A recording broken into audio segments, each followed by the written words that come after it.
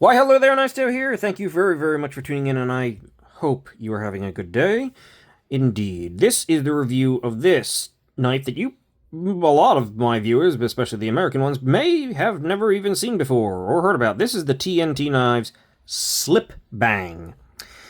And this thing is coming out of Germany, the Knife Lounge in Germany. I think that's like the only place you can get it at the moment. And it has a much similar design philosophy to the Volpex, also a European design knife that I had on the channel recently, in that it is technically a slip joint. This is a detent joint, but same thing.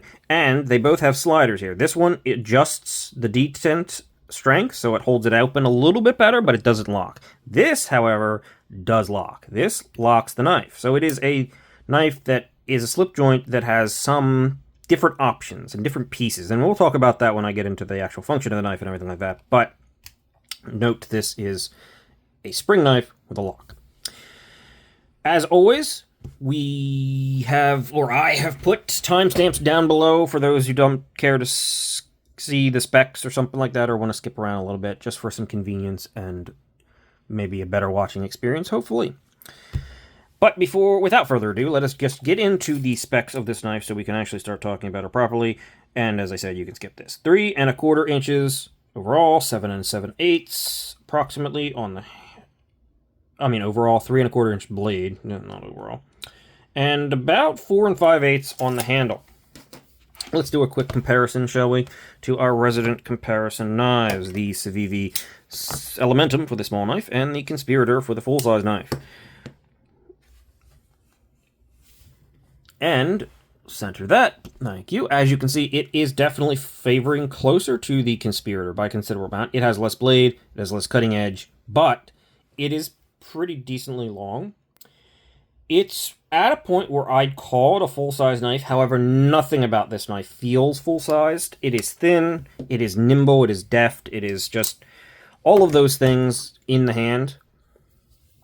It just does not feel like a full-size knife. And it arguably kind of feels like almost a small knife. It's just so minimal, kind of. Which is nice. It's kind of a pleasant carry, to be honest with you. Something else that makes that carry pleasant is the weight. The weight is 3.9 ounces. It is... Can we see that? Hopefully. Whatever. 4 ounces. However, it is full titanium. It's got a full-length spring backspacer, and there's no milling on the inside. So I honestly don't know how they kept it as light as they did. But they did, and it's well-balanced, and it doesn't feel bad at all. Checking the hardware. I have to get out this to check the hardware, because the pivot, the body clip, and the slider screw are all T10. Which is very nice. There is a screw in the thumb stud here that is T6. Now, I bring that up, whereas normally I just kind of glaze over the thumb studs because nobody has to interact with them. This knife, due to its modular nature, is something you may have to interact with that T6. Does the T6 feel good? Yes. It is decently deep. I have not played with it, but it does feel like it's a good T6, a snug fit, and everything, but I guess, yeah, T6 is probably about as small as they could, big as they could go on there. So, it's a necessary downside, kind of. So there is one T6 that you might have to interact with, depending on how you want to set this knife up. Which, again, I will get to in a moment. The final spec here is thicknesses. We have 4.46 inches, or 0.46. Blah! 400 thousandths of an inch. That is just under half an inch. With the pocket clip, we are at a pretty nice thin 600 thousandths. Not that thick at all. Blade stock. I'm guessing they're going for 115. Or, well, let's be honest, they made it in Germany, and so they're probably going for, like, what is that? 115 in millimeters, probably. Come on now.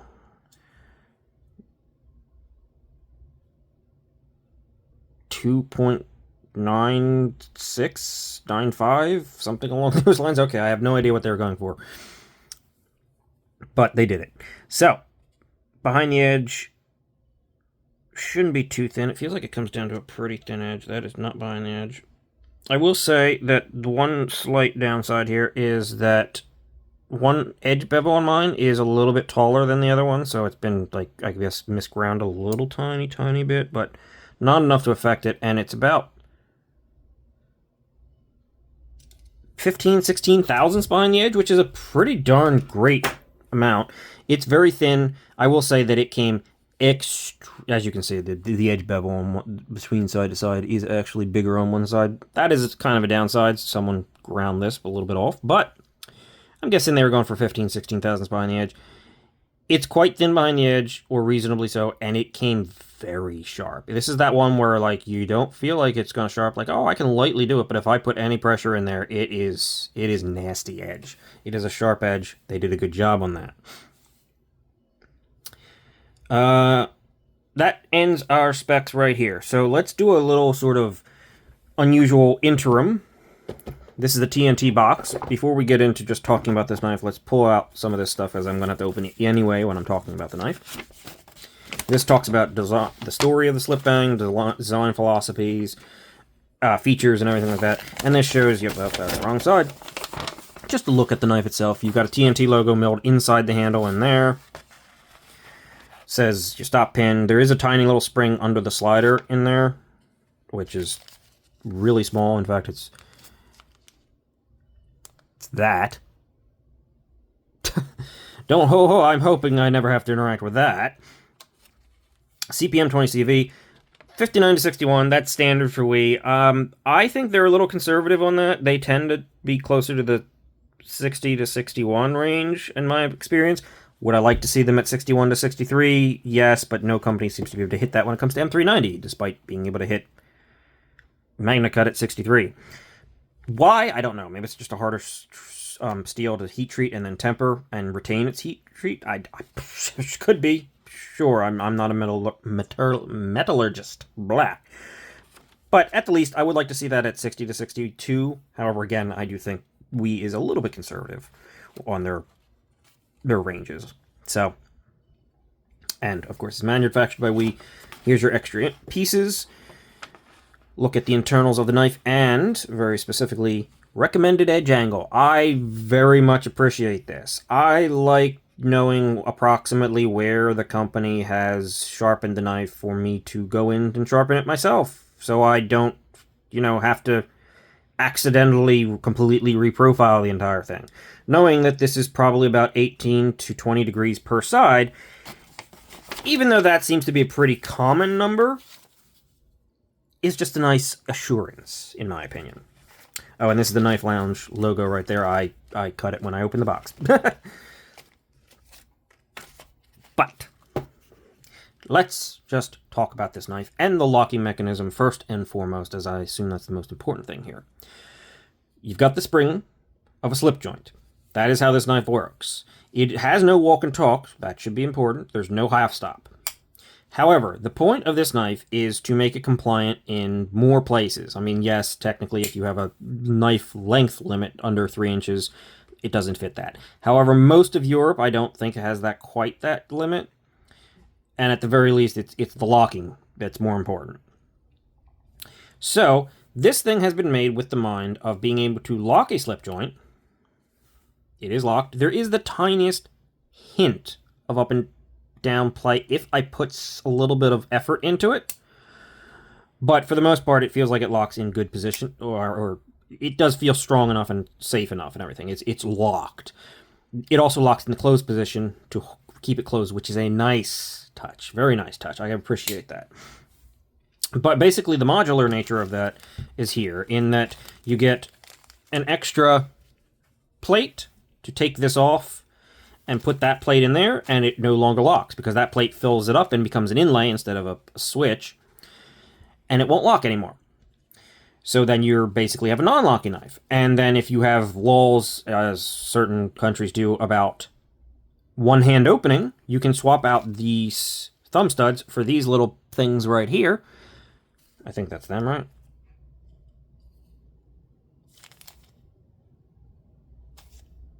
Yes, that's them. This side goes on here, and this side goes on here. Or I should say this goes to this side, etc. And basically, it'll remove your ability to one-hand open this thing and force you into the pull. So basically, it's locking one or two-hand opening and slip joint, non-locking one or two-hand opening. That's the feature here. It's definitely something I've thought about and thought, like, why don't they put just mechanisms on these things to make them into locking knives? But I don't really know of many, if any, others that do this. I mean, we have the Vulpex over there that I showed. That's not a locking knife. It's an adjustable detent to make it stronger and more resistant. But, I mean, this spring is actually pretty strong. Like, the pull out on this is pretty decent here. And as you can hear, it's got a...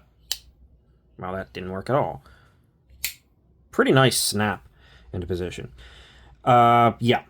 Also, fun fact, you can actually adjust the tension that it needs to push the bar here forward and backwards by tightening or loosening that screw just a tiny hair. Nice touch. It is advisable to keep it not just slipping around, of course, but you can do that. So that is the big selling feature of this knife. The knife itself, what do we got? We've got a hand satin, the 20CV, though as you can see, there is absolutely nothing on this blade. In fact, there is nothing on this knife to show what it is at all. Why? Because, well, first of all, does a great job about keeping knives sterile and looking a bit more elegant for it, but the TNT Knives logo is down there. It is also milled into the handle. You can kind of see it, the edge of it right there. And the 20CV, even on this one, is kept off the blade and put onto the back of the tang right there. So, gotta shout it out when it happens. Love to see it. Sterile, clean, minimal, elegant. That's my opinion. It's certainly not all of that on a blade. This is a budget knife, or close to, so I'm not going to complain about that one, but I would complain about it on a much more expensive knife. And this is not a cheap knife. Beautiful hand satin. It does come in two options. There's a hand satin or there's like a dark wash, so you can keep it kind of monotone relatively throughout. I like the satin, and this is a particularly good one. It's slightly reflective. Like, this is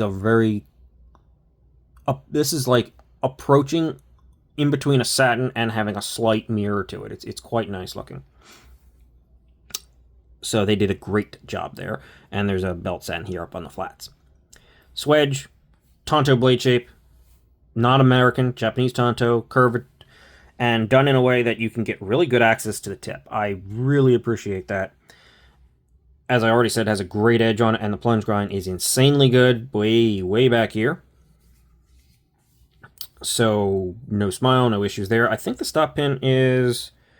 Yeah, the stop pin's up here attached to the blade. You can see that kind of... Let's see if I turn on another light. You can see the channel kind of runs through right there. And, I don't have to be scared of this knife closing on me because it doesn't move unless you're moving it pretty much for the most part. So, moving on to the handle. It's titanium. It's simple. It's got some chamfers. It's got some really nice contouring. It's just plain, thin, but it's really nice. It's, again, elegance sort of kind of thing going on here with this dark stonewash. And if you actually look closely, I don't know if it's going to come across. You don't feel it, but there is this slight, like, cement texture, eggshell texture. Not quite orange peel, but very nice and very attractive in person, I will say. The pocket clip is not quite deep carry. It's medium depth carry, but it is nice and short. And despite being nice and short, it actually has decent flex and retention on it. Sometimes they get too strong. This is not the case here. This is a non-perfectly designed pocket clip that has been made and executed in a way that is basically perfect, in my opinion. You have edges. You have kind of sharp edges here with the chamfers and the angles, except none of it comes into play when you're holding this knife. I do not feel that whatsoever. In fact, the pocket clip almost completely disappears. It is so comfortable in the hand, both in your basic position and choked up. It is something where you can sort of shift it between your positions in your hand and still come out to be comfortable somehow. It is comfortable in the push grip.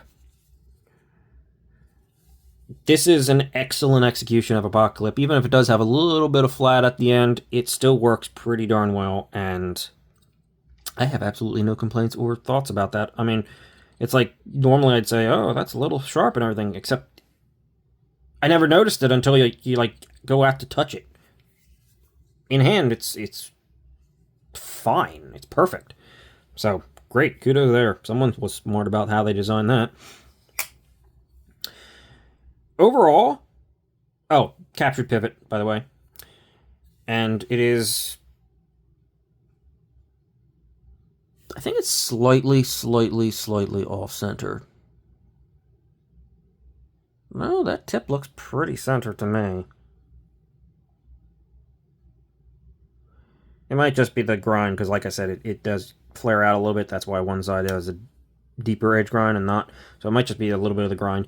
It looks like it might be a tiny hair all center to the clip side, but it's mostly good. There's no play. The construction is solid. I mean, it's what you expect from Wii, basically. Executed to a very high degree. So, simple, comfortable, compliant with a lot of places, and just for the sake of it, yes, follow your local knife laws. Always follow your local knife laws. Don't not follow those. No, seriously, ideally you would be. Some of them are really ridiculous, but let's try to stay compliant, and I don't want to advocate for anything that could get me in trouble, and if it's not going to get me in trouble, I advocate for everything. So, whatever. But, a locking slip joint, basically. Weirdly novel thing, somehow, but now a really nice one exists.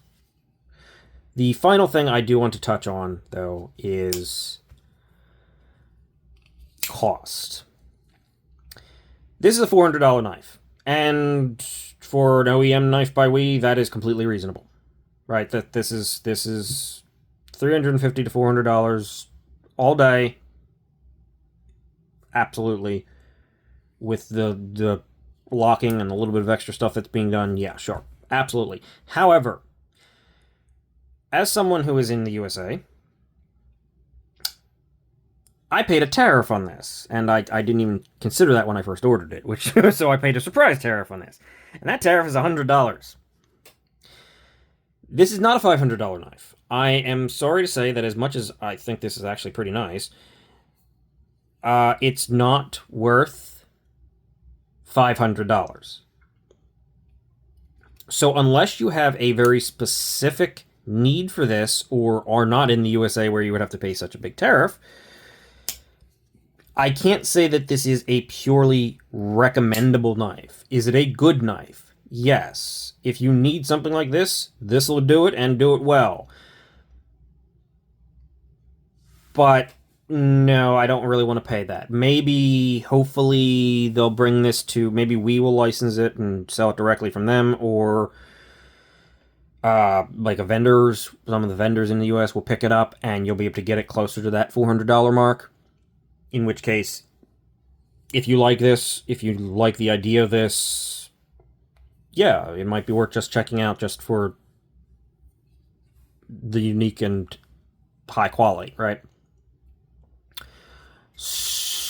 But as it stands, I can't really be like, oh yeah, go out and rush out and buy this knife because it's so cool. It's nice, it's cool, it's executed well, but it's definitely too expensive for USA customers for the most part, and what I would suggest as something that you buy, which is unfortunate because this is cool. I want to see it be a little bit more.